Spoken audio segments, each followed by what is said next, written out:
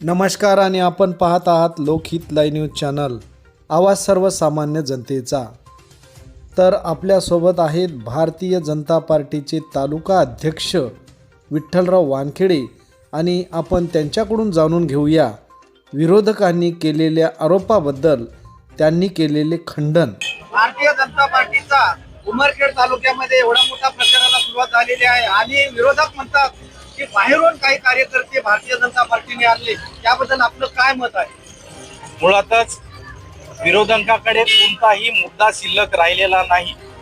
भारतीय जनता पार्टीने कुठलेही बाहेरगावचे कार्यकर्ते प्रचारासाठी आणलेले नाहीत। ते एक भारतीय जनता पार्टीच्या विचाराचे लोक आहेत आणि भारतीय जनता पार्टीची प्रचार हे त्यांच्या माध्यमातून ते स्वतःहून करत आहेत। आणि विरोधक म्हणतात की बाहेरगावून प्रचारासाठी भारतीय जनता पार्टीने कार्यकर्ते आणले। मग शिवसेना कुठलाही कार्यकर्ता बाहेरचा आणणार नाही का?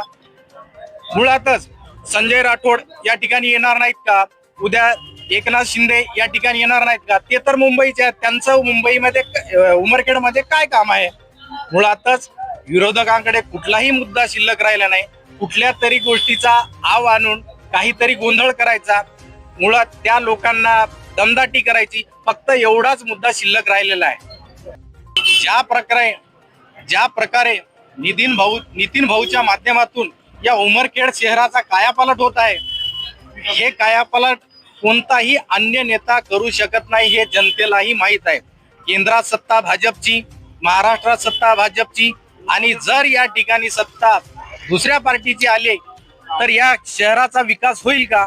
हे सगळं जनतेला कळते। त्यामुळं पूर्ण जनता ही निधी भाभी व भारतीय जनता पार्टीच्या उमेदवाराच्या पाठीशी आहे।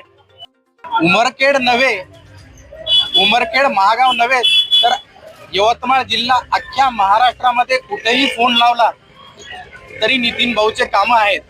आणि कुणाला अडी अडचण आली, कुठेही कोणावर प्रसंग उद्भवला, त्या ठिकाणी सर्वांना एकच नाव आठवते, ते म्हणजे फक्त नितीन भुतडा।